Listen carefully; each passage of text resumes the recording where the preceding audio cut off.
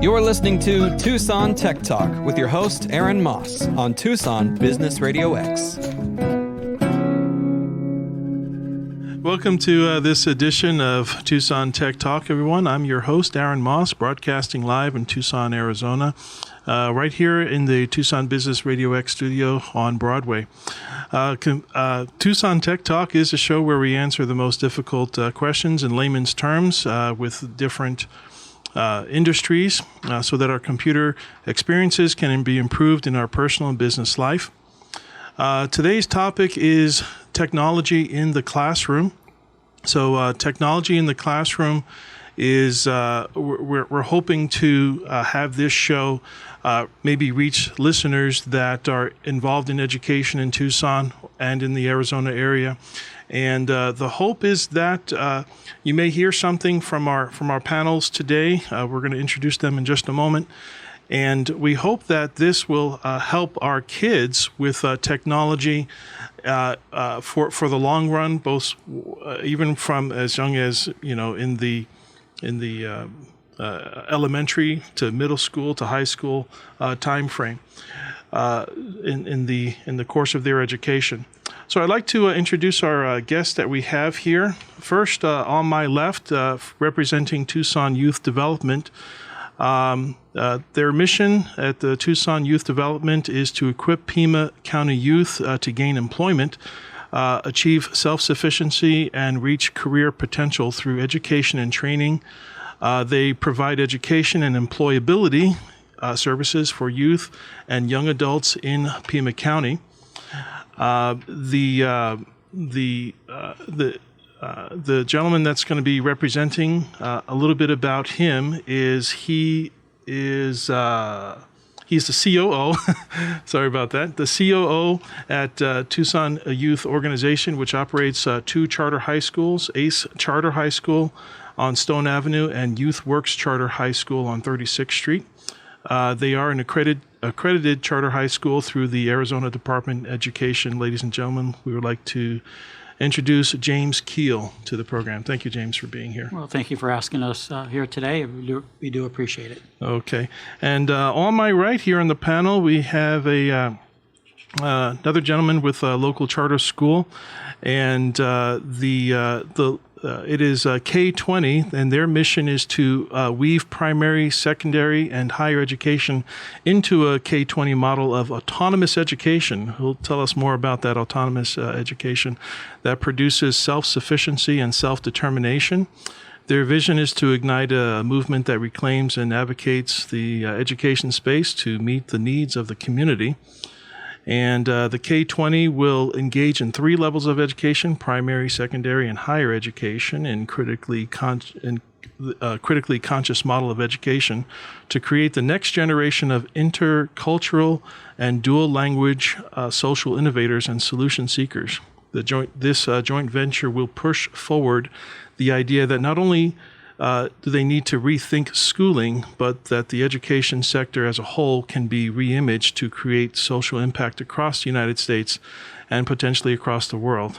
This will help unite an ecosystem of critical educators, community organizers, and barrio scholars who are doing work for the greater good in our communities. So this gentleman on my right, he is a native son of the Rio Grande Valley of South Texas. He's the son of an immigrant mother who has and is a fifth generation Tejano father, a transplant to Tucson, Arizona and the Sonoran Desert. He has spent 2 decades in the Old Pueblo. He is the official spokesman for the K20 Changemaker campus, the CEO for the Institute for Transformative Education, and the lead consultant for ZenCon's Transformative Consulting. For the past 20 years, he has directed his energies to the support of development and transformation of people, places, and institutions. His expertise has led him to train individuals, groups, and organizations wanting to develop their innovative mindset and increase their reach and maximize their impact. And he lives with his wife, 15-year-old son, and 11-year-old twin sons in Tucson. Ladies and gentlemen, we'd like to introduce Luis Perales to the show. Thank you for having me. Okay. All right. So that's all my talking here. So to kick off the show, based on the on the topic here that of technology in the classroom, the usnews.com website.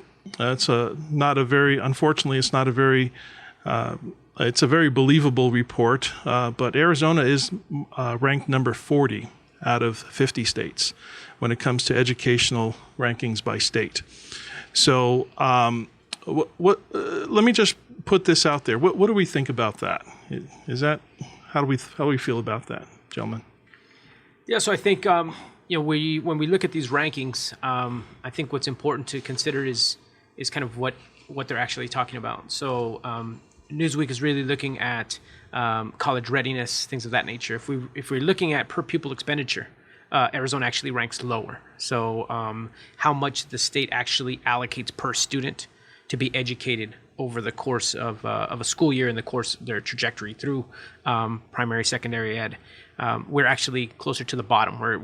We teeter between 49th and 50th when it comes to per pupil expenditure. So it's disheartening to see, and we're seeing the results of that, right? The lack of investment then leads to the Newsweek report ranking us at 40th out of 50 states, right? So I think it's an unfortunate reality that we feel, but I think those of us in education see that as our challenge, right? That is our call to duty, so to speak. We're running into that building that's on fire instead of running in the opposite direction.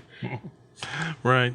So, any comment, James? Yes, he's very correct about that. Is the state, when they do these studies, it's college and career readiness, and we do fall far behind in that. So one of the things we're doing is even just to get the student to graduate from high school, we rank low on that.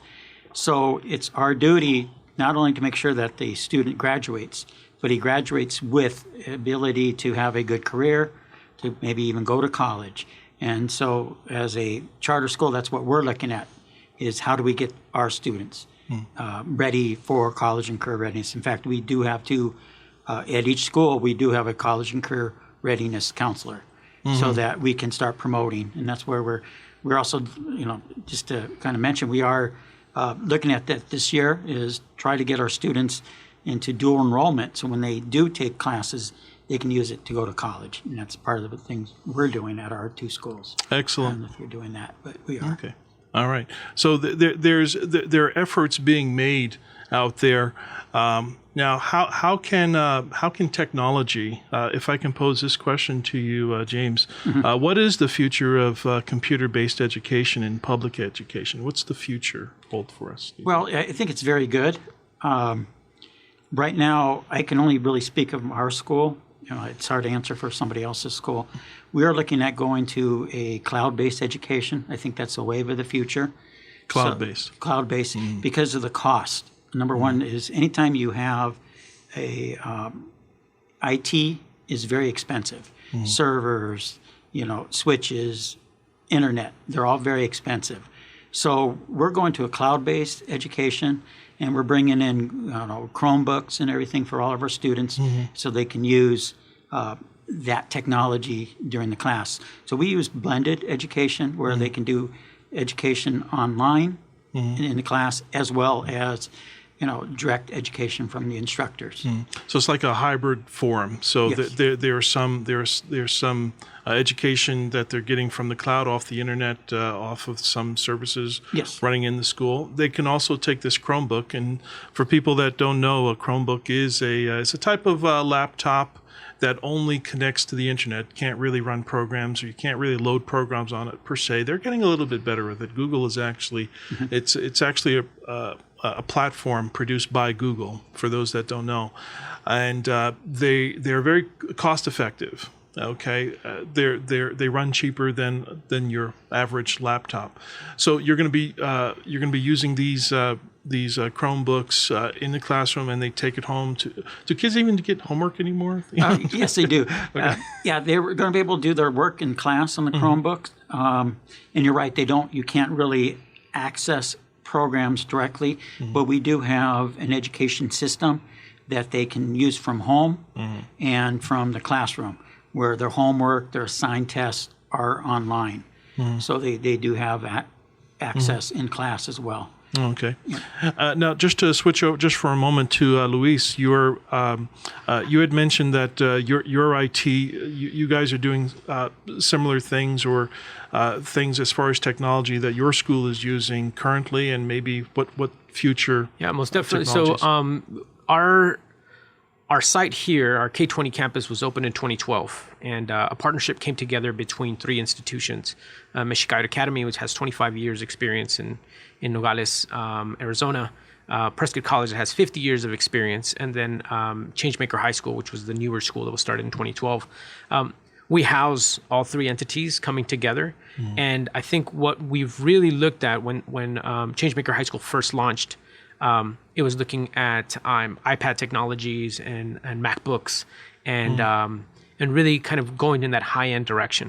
What we discovered very quickly is that technology is becoming outdated in a period of 2 years, sometimes even sooner than that. Yeah. Right. So these large investments in tech are no small feat for institutions of learning from primary, secondary, or higher ed, and so it's really about keeping up with the understanding of what's the intent behind this technology. One of the things that we discovered very quickly was that we need to map towards where students are headed. So we looked at higher ed, and we said, well, what are students being asked to do in that higher ed space that we need to pull down all the way to kindergarten, so that youngsters who are coming in are already used to that process, and we're shifting as the landscape shifts in front of us, right? So initially, it was about being cutting edge. It was about having the best tech, one-to-one computing environments, pretty much everything that everyone who's in the ed space talks about. What we very quickly turned to was, what are we mapping towards? And what's the intent behind anything that we purchase or any training that we receive? And very quickly, it turned into, what are the priorities of the community? And what is appropriate technology, not just technology. So once upon a time, for example, in our community, corn was a high-end technology. From a blade of grass Yes. to now something that feeds the world. Yes. Right? That's 7,000 years of a technology evolving. So the community has this experience with technology and understands that evolution is going to happen. And we use that frame to actually engage youngsters and then to engage what our current reality is, instead of constantly kind of saying, ooh, we need to get that latest fill in the blank. Or we need that latest interactive board or whatever it is for teachers, right? Because it's shiny, because it's newer, it's newer, it's cutting edge. Yep. Oh, we can run plays just like the NFL, right? It turns into more of a, what are the real needs and what's the trajectory? And so that's what we've really done. So, for example, when we're looking at Prescott College, they have field stations in Kenya. They have field stations in Kino Bay. They have field stations on the Pacific Northwest. And so students from all across the country are then engaging with each other and with their comrades overseas in some instances. So we're saying we need to train our young people to be able to engage that way. So really, technology for us is about connectivity rather than just understanding a new platform or learning a new software. Now you mentioned something very good, and I think it's a wonderful strategy, and that is since technology is always advancing at a very, very fast rate, that instead of trying to chase after the technology, bring the technology to the younger grades. So what that could mean is, now we're talking about more investment in the youngers, because as they grow into these, they can pick it up a lot more, and they can be better prepared when they hit those higher grades. So how are you preparing students prior to deploying? How are you preparing students prior to deploying new technologies? So I think you kind of answered. Yeah, I mean, part of it is what I'm talking about with respect to going back to the community and the cultural underpinnings of how technologies, whatever they may be, have been integrated in the past. And so a lot of times communities, particularly communities in like rural Arizona, where we're talking Nogales, right, who, I mean, we're going through a state right now where we're talking about the creative age. Right, but there's some communities that are still trying to get to the technology age, right, the information age. There's some communities that don't have high-speed internet, right? I mean, around the world. I mean, not just, but not too far away from here, right? You have rural Arizona where youngsters don't have high-speed internet, right? The bandwidth isn't capable to have everybody in the school on a device, or it's just not. It's just not financially advantageous for some of the communication companies to even send the line that way. Yeah, so before we deploy, we have to look at those issues, right? Yeah. We have to have those real critical conversations about, well, what does this mean, right? And what is strategically our path forward? So we're looking at what communities have already done. They have been innovative already in their survival, in their thriving capacities. And so now it's, okay, we're going to introduce a technology. Is it appropriate? Is it the right time? Right? And what has been the basis, the cultural basis for interacting with something that's new? Right? What does that look like? And so we look into the past to be able to move into the future. It's also, it's not only rural Arizona, it's even here in Tucson. If you look at portions of our community, there is no internet available at a cost. So a lot of the community we serve may be lower income, where their parents, they work 40, 50 hours a week. They may be making minimum wage. So a $50, $60 internet bill is beyond their reach. And also because we serve a particular community, they may not be able, they didn't grow up with computers. We're kind of assuming that everybody grew up with a computer since 1990s, and they haven't, because it could be from any walk of life, but computers weren't available in their school. They're still not available in their school.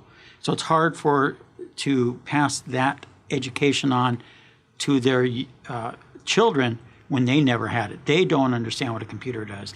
They may have a cell phone and they can run apps, but they don't really know the capability of a computer, of a desktop. Right. So in the basic, that brings up an excellent point. The basic strategy is that you have to first know something before you can teach it. So it's even more critical for the teachers and educators and even parents to be on top of the technology that the children are learning as well. They don't have to learn it perhaps in depth that the children need to advance in the growing world that they're about to become part of, but it's important. So it's actually a dual education, both of the educators and of the kids. Yeah, because if you look at his school, they have the ability to take a young person who's in 5th or 6th and teach them computers. Whereas once they get into high school, if they're 14, 15 years old, they have never had what a computer is besides their cell phone. So we have to then backtrack and then teach them how to use a computer. So I have this is just on a personal note. I have a friend of mine who's moving into a new apartment. We actually visited her, my wife and I, just last night, and she said she's getting Cox, which is cable internet based, not DSL. DSL is slow. You see the advertisements with DSL internet. What is their claim? How many megabits? 40. Okay. I only know of one person that actually has 40 megabits in all of my customers that have DSL. I only know. And the only reason why he has 40 is because the switch box is right at the end of his driveway. Okay. And it's this big, ugly thing. And that's like the switch box for that entire neighborhood. And he's the closest to it. That's the reason why he has that fast internet. So when they say it's not available in all places, it's available in very, very little places. But internet companies like CenturyLink, some of your student base may be in. So Cox only is does the city of Tucson for the most part. I believe they have a contract with the city of Tucson. And then outside of the city of Tucson, say Pima County or in the county neighborhoods and territories, that falls under Xfinity Comcast services for cable internet. So would it be helpful if maybe some arrangement could be made with some of these companies, like you said, to some of the families that can't afford these internets for the benefit of the kids? Because when they're taking these Chromebooks home that they're getting issued, they can bring them home. They can do almost nothing with them because it's a net access device, and it needs internet to almost do anything. In fact, we're looking at providing adult classes at our schools, so we can then teach the parents how to use computer. Because if you look at Tucson, and my wife is from Mexico, and we actually are. I was just in Rocky Point this last weekend. There's not internet everywhere. And they don't have a Best Buy or Walmart where young people or even adults can go in and buy a laptop for $300-400. That's really hard. So with our immigration to the United States, they don't bring that knowledge over. So we have to provide it as educators, not only to the student, like I said, is to the adult as well. And that will encourage young people to do that. And like with our organization, we're looking at getting our students prepared to work in an office so that they can go in and, they may be able to, play PlayStation, but can they do an Excel spreadsheet? Exactly. Can they do PowerPoint? Can they do anything on a computer that gets them a job? And we have some very good technology companies here. Intuit is housed in Tucson. And can they go and get a job at Intuit? Raytheon. They need that background. Those are big employers. Very big employers. Our defense companies are here. How can you get a job if you can't run a computer? Exactly. And that's the hard part. And that's part of that college and career readiness. So we're actually going to be working with Pima Community College for dual enrollment, so the student can take a class at our school and then apply it to college credit in the future.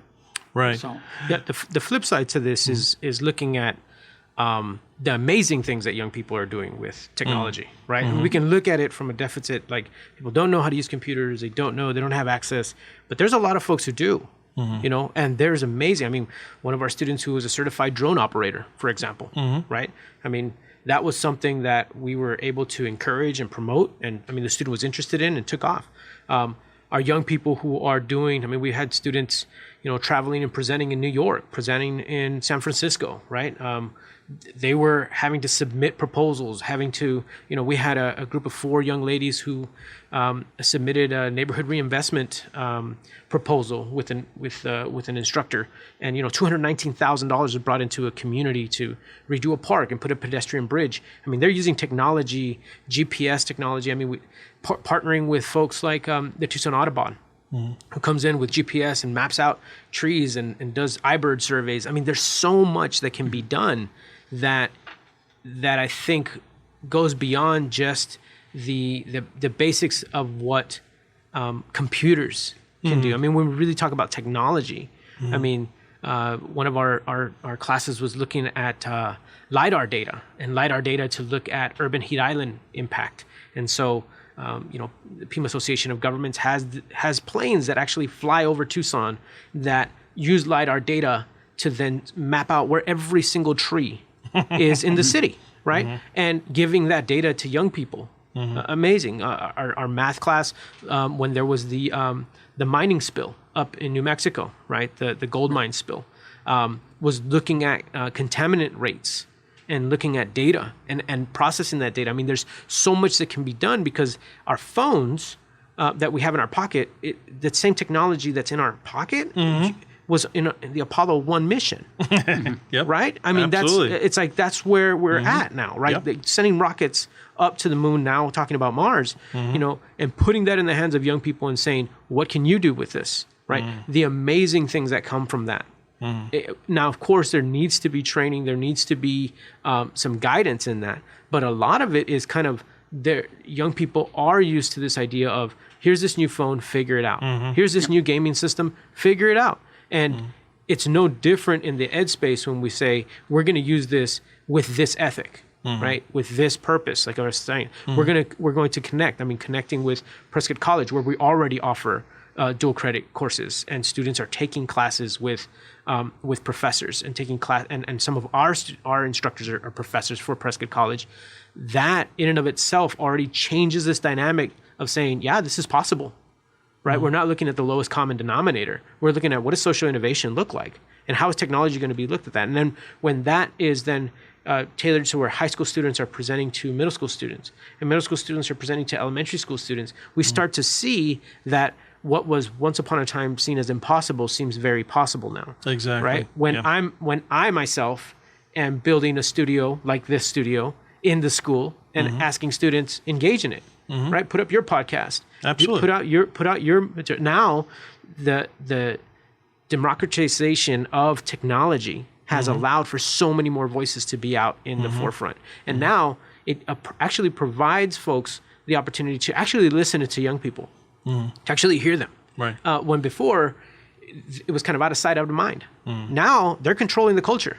Yeah. They're pushing forward what is going to be done with the technology. Right. And I think I really push back hard on this. Like, well, there's all of these deficiencies, right? Because what I've seen is when those folks are given the opportunity, and I think that's the big piece here. Yes, there's a digital divide. Yes, there's all these things. But I think the biggest piece that we go after is this idea of a gap in opportunity. Right? Let's provide these things to young people. Fill the gaps. Fill that gap of opportunity. Absolutely. So that they can go out and do that internship in industry. So they can go out and use technology in these new ways. You mentioned gaps in these things. So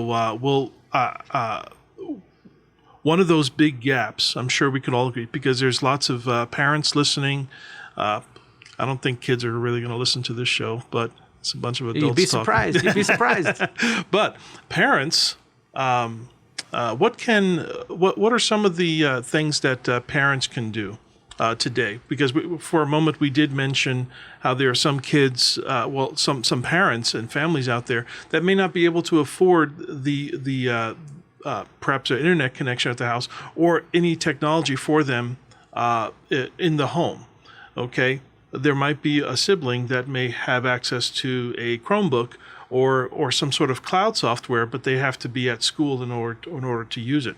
So what are some things with that or others things that parents can do today to help their kids with advancing technology with their education?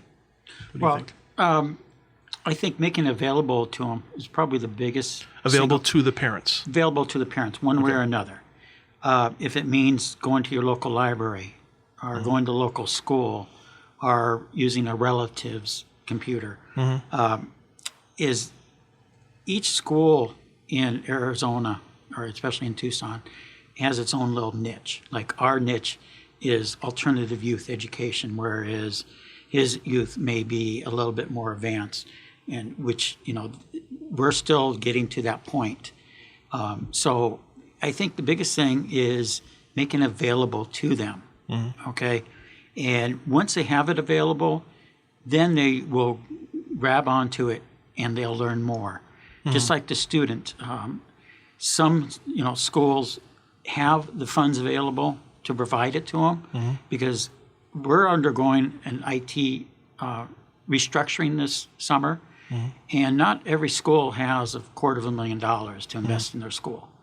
The bigger districts do, so they have the funding available.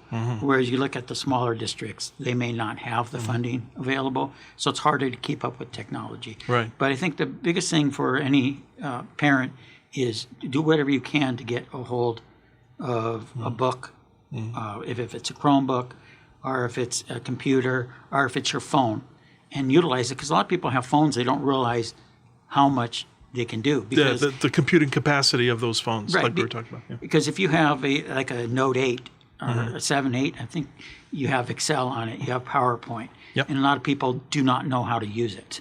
So, if there's a class somewhere, take a class. And So look in your local libraries.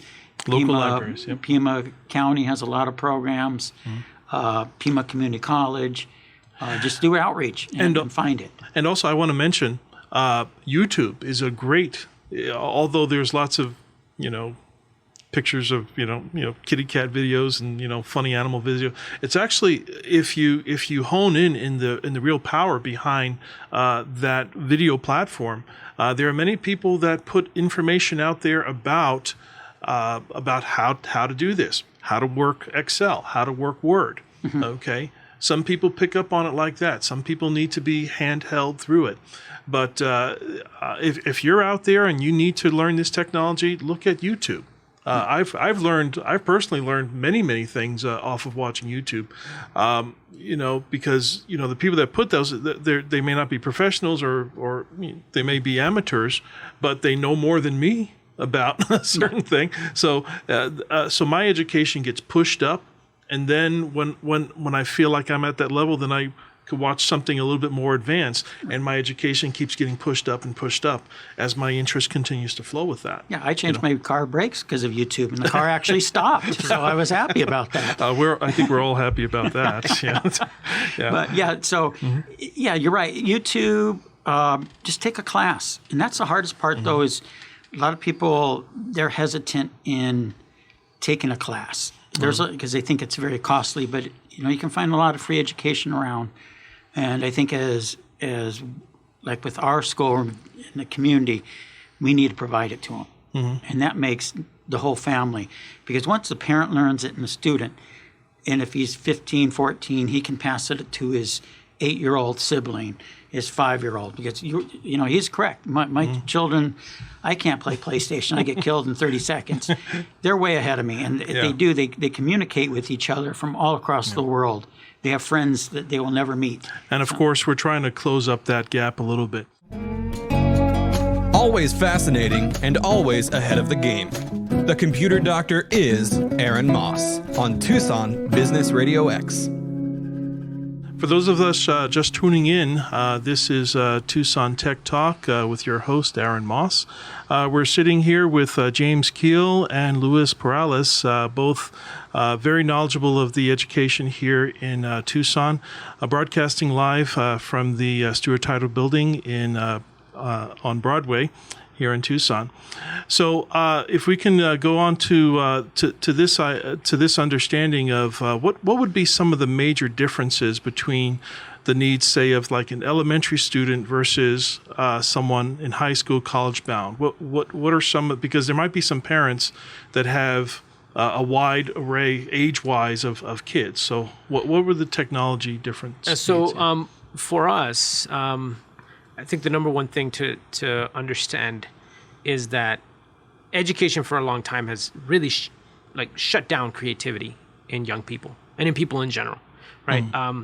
And I think that's the number one thing, right? Really changing this mindset that for whatever reason, these new things are wrong, or that these new ways of doing things are going to change nothing is sacred in the ed space, in my opinion. It should all be up to adjust to the realities of what's going on in society. And so when we're talking about working with little ones, it's about really presenting things in a creative manner and allowing them to be creative with that technology, right? I mean, you can now go into a virtual reality space and put up an art studio. You can put up your art and have people walk through your art studio virtually. Yep. Yeah. And people are saying, well, that's horrible because we actually need real art. I was like, well, who says that that's not real? Right? How are you? Well, that's not. Same thing with, the craze that, every bookstore and every library was going to close down because now we have, digital readers and you can read books online or have audio books. Oh, that didn't happen. Right? So there's these fears, I think, that we first need to get over. Right? Number one. And number two, that creativity space needs to be opened wider for our youngsters. And with young people, I mean, if you ask a group of kindergartners and you say, who in here can sing? They'll all raise their hand. And you say, okay, who can dance? And they all raise their hand. You say, who can draw? They all raise their hand. Right? You do the same thing by high school, hands stopped going up. So something happened, right? Something happened in that socialization space. It's no different with technology, right? When the difference is that people are being told what they should do with technology by when. So as a young person, as you know, when you're young and you have all this creative thought process, what they call theta, right? Where you're kind of almost hypnotized to learn all of the rules of society and everything, right? You're operating at theta, you're in hypnosis, you're actually extremely creative. You know, a broom can become a pony. Right? Right. So we should actually have that at the forefront when we're engaging in this discussion of technology, right? This device right here can open up the world, right? And it goes beyond the fears of what adults have put forth, right? So now here's some practical things. That's the creative side. Some practical things that we've seen is also finding out, where are our youngsters at? Where are they at with their academic capacity or ability? Where are their strengths, right? Right now, the ed space really looks at logical and analytical thinking. That's pretty much, if you got that down, then you're an A student and you're good, right? And research has shown very clearly, right? You know, multiple intelligences, Gardner's work, all these scholars that have written on and on, you know, about this. Like, that's not it. Like, there's all these different intelligences that exist. So really to use tech to find out, what is the passion of this young person? What is the capacity of this? And traditionally, this was done by people who read the stars. A baby was born in all these different traditions, right? Sure. We go back in time. Again, technology, right? People were looking at the stars. That was their technology. They were like, okay, we're going to try to understand this. And they would make predictions. They would say, this child is amazing at this. And then the rest of the energies were put into that child to make that child amazing in that thing. Right. Because somebody who read the stars or tea leaves or whatever the case may be did that. Well, now we have technology that it can actually tell us. Right.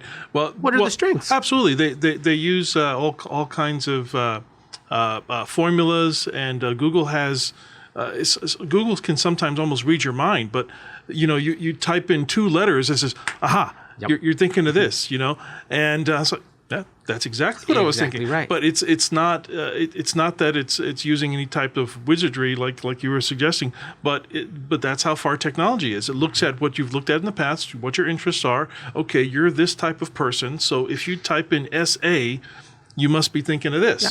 Okay, and it gives you that. Yeah, you know? The coders of today are today's wizards, right? Really, if you think about it. If you think about it in that way, again, how we think of technology now, it isn't like looking at bile and looking at, like, the Greeks were looking at all these different things, these 4 elements of the earth that represented parts of the body. Like, now we're like, okay, there's an algorithm, absolutely, that can tell us who's in front of us, what is their strength, what's their capacity, and what do we feed, what do we nurture. Right? So when we're looking at little ones, it's a creative space. When we're looking at high school students, we're saying, where's your trajectory? Right? Where are you going to move into? Because a lot of times we'll have folks that will move into that higher ed space and go into areas of study that they don't like. That they graduate. I mean, I've been in the ed field 20 years now, and there's plenty of educators that say, man, you chose the wrong major. Like, you should have chosen a different major, but you had a lot of units in this one, so you finished off with that degree, right? Versus really finding out, using technology to find out, this is your trajectory. You know, this young lady, this young gentleman, whoever they may be, can really, like, move this sector forward. And, you know, I had one student, for example, who came into us who would tell you everything about, you know, clock pieces, watches. Now he's connecting technology with forest management, right? Forest management, right? Who would have thought, right? He came in talking about timepieces and everything about timepieces, and now he's saying, I'm going to connect technology with how to care for forests. How about that? Whoa, right? Yeah. And if we wouldn't have nurtured that piece and said, you know what, that's crazy, timepieces are like outdated, et cetera, we wouldn't have been able to have that. So the nurturing part for the young ones, we want to nurture their scope of their imagination at a very young age, not being limited by the technology, but letting the technology be their access to what they want, what they can do in their future, and make sure that is kept alive all the way through to high school age, right? So if we can just go back for a moment, thank you very much for that answer, but back to the parents and even those that are thinking of doing something with the technology, just to give them some good advice. So what would be your advice to other schools, perhaps in Arizona, that are thinking of updating their technology? You had mentioned that you have a $250,000 budget that you're working with.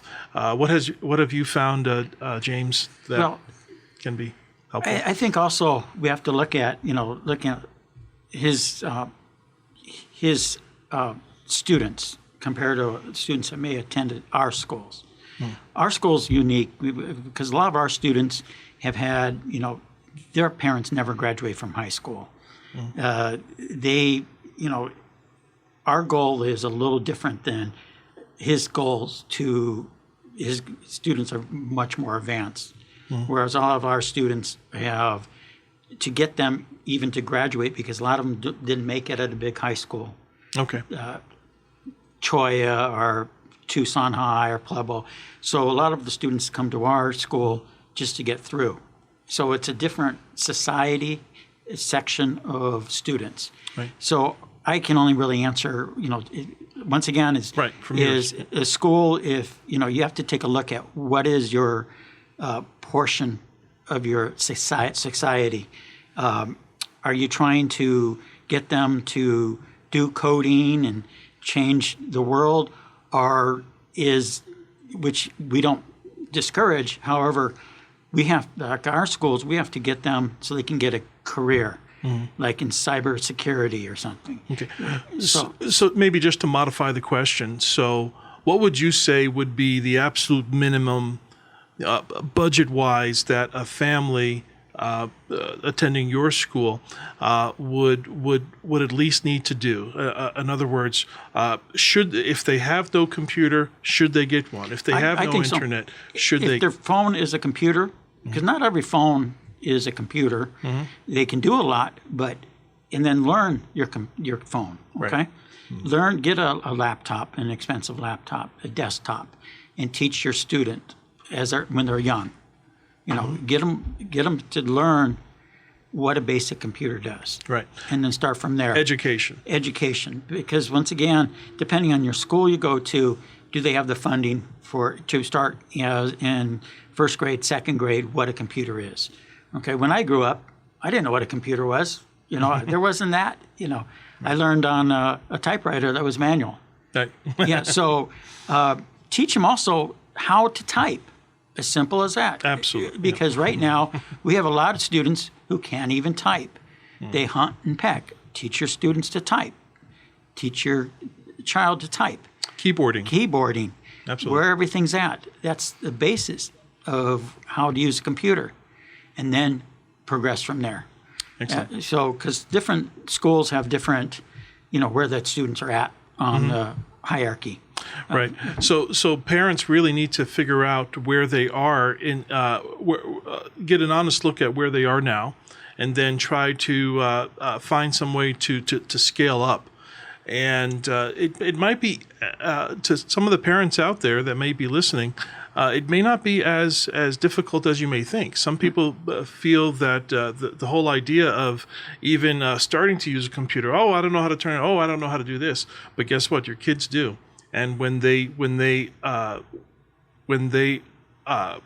beyond what the parents and beyond what the teachers are, now you have to say, okay, we need to let's not them. We want them to advance, but we don't want them to, like a rubber band, to just be. We don't want to just let go of like a spring, and just let it go haywire. So we want the best for the kids, and we want the parents to reach out more so that they can help the kids with the technology in the classroom more.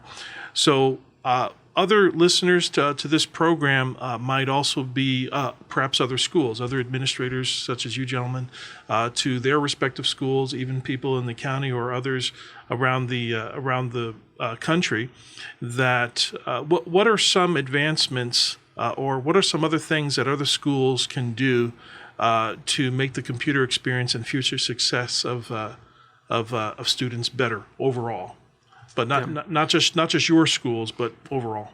I think schools need to be exemplars, right? It has to be that we're not asking our students to do anything that we're not willing to do ourselves, right? So Good point. I originally, again, coming from South Texas, it's one of the poorest zip codes in the country, right? And so, didn't get access to a computer until senior year of high school and then into college.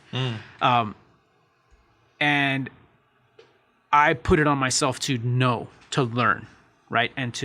So I'm doing it myself. I'm asking students to do podcasts. I'm doing podcasts. I'm asking students hey, you can be an influencer online. I am an influencer online, There you go. right? I'm asking students to, put poster presentations together. I'm doing that, right? So we have to be the exemplar because students will follow what we do, not necessarily what we say, right? So if they know that we're not willing to do it ourselves or we're afraid of that, then they won't step into that arena.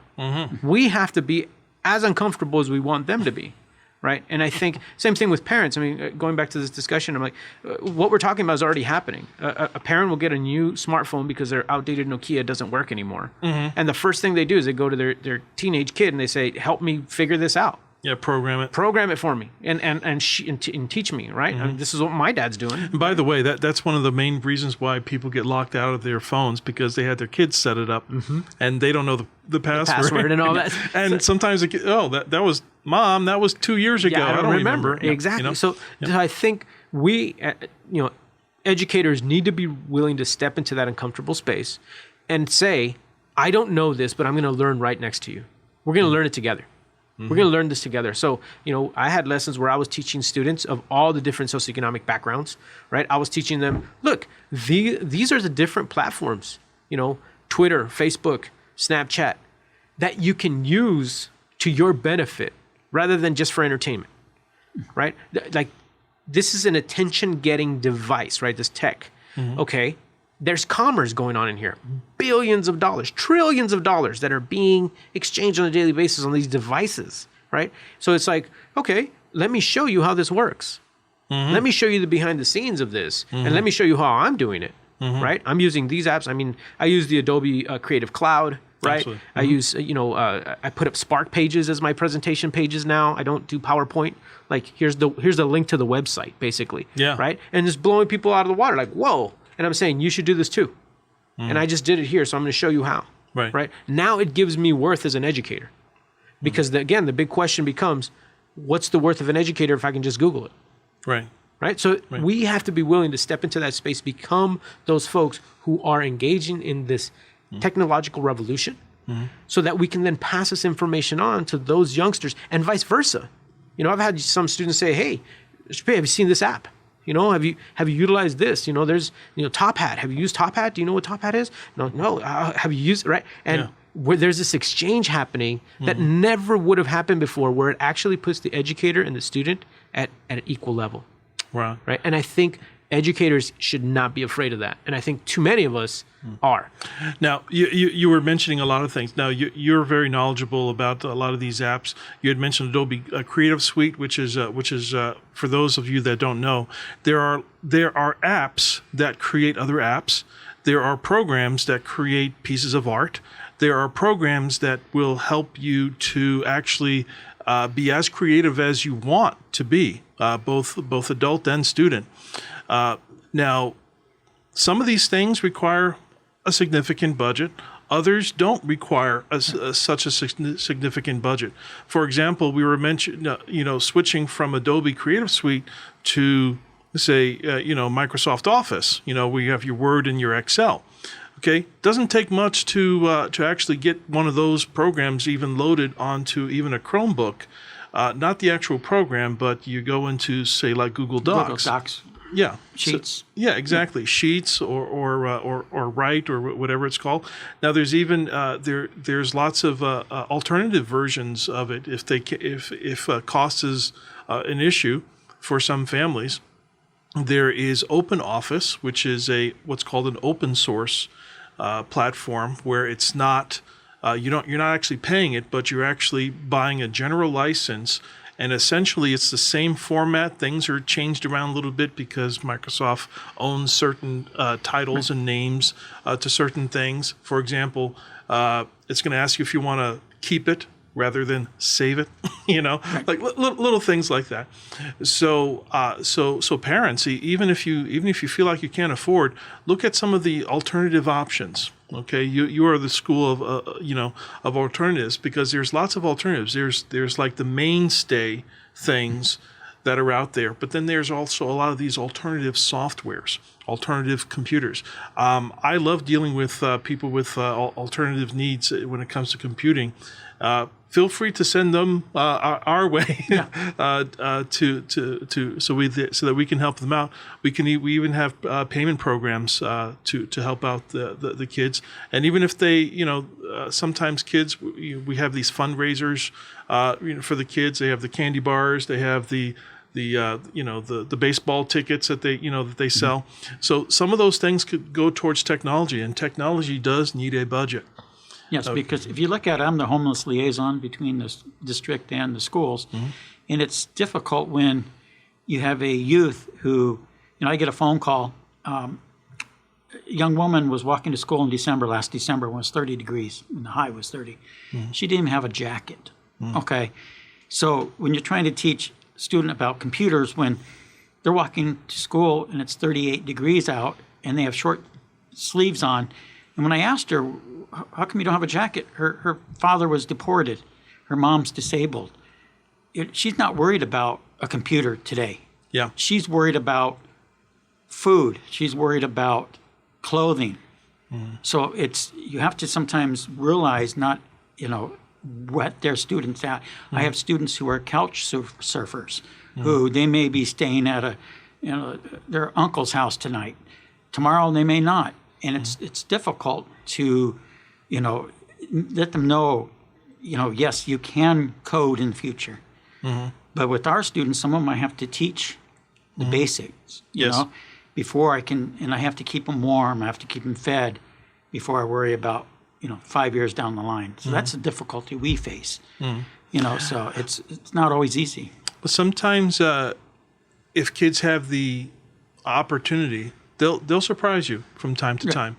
And I forget the name of the musician's names.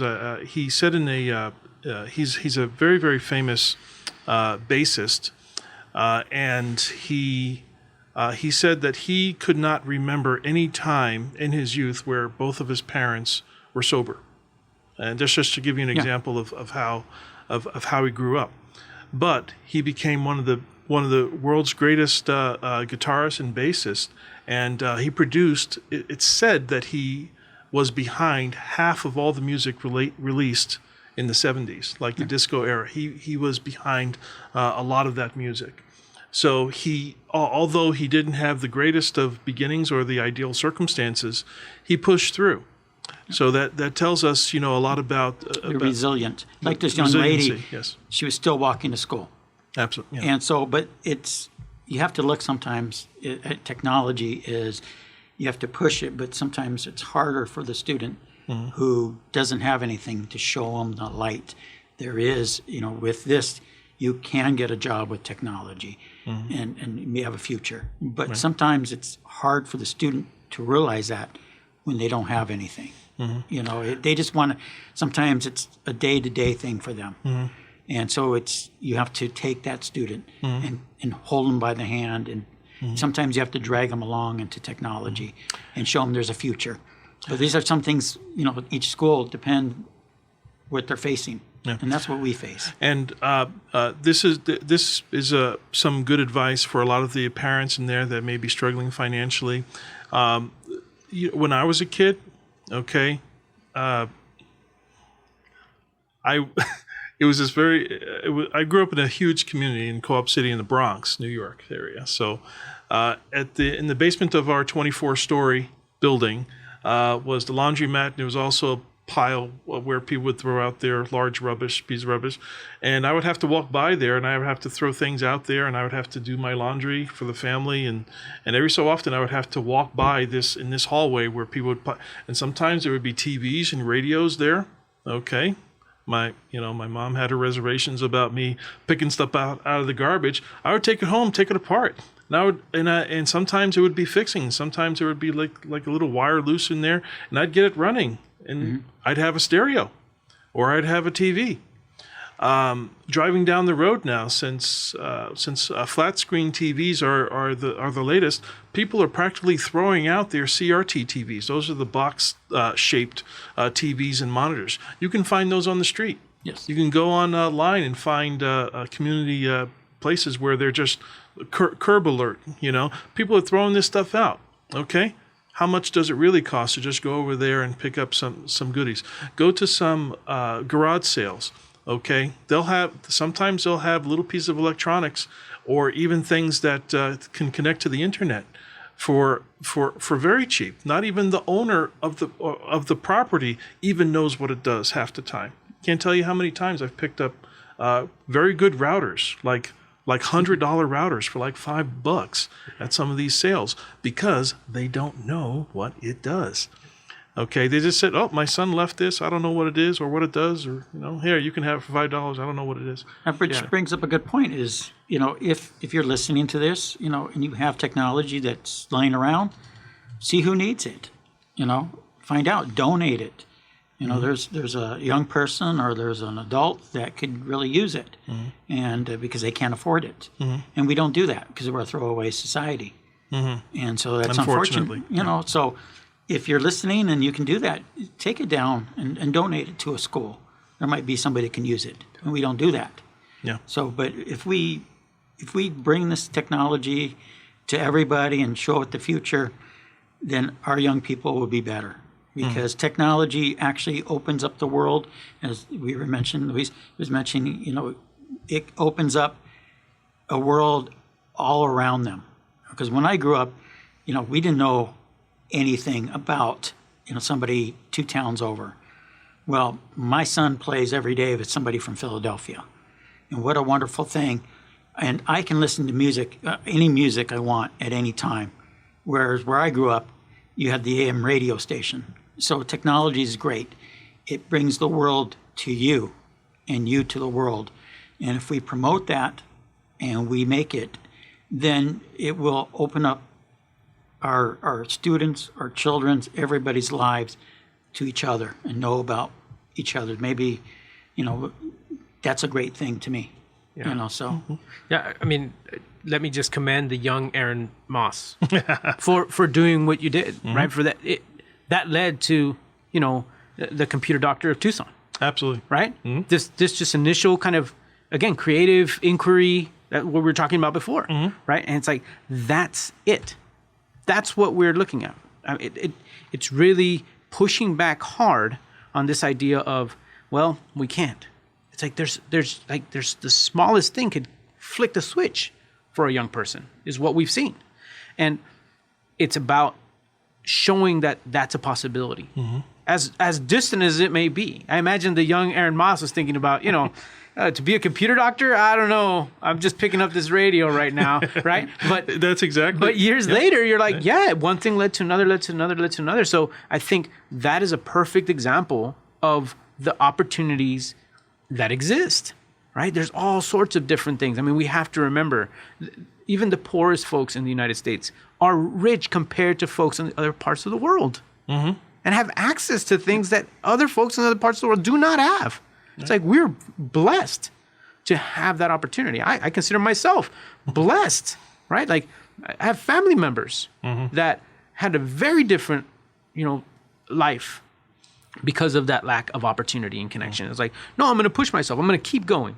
I'm gonna access that. I'm gonna learn. I'm gonna teach myself, like you're saying, YouTube. I'm gonna YouTube that, right? Absolutely. And then being inspired by other folks. I mean, there's stories of 3 teenage young ladies in Africa who created a generator for their their village, and the orchestra. Those are amazing stories. Yeah, the orchestra that in Brazil, in the favelas in Brazil, out of junk. Yeah. Right. That was created out of junk, or the island that is made out of water bottles, and somebody put. There was a young man in Africa, probably about 8 years old. He created his own caterpillar machine, excavator. It was a remote controlled model, but he was just operating it with pieces of garbage. Yep.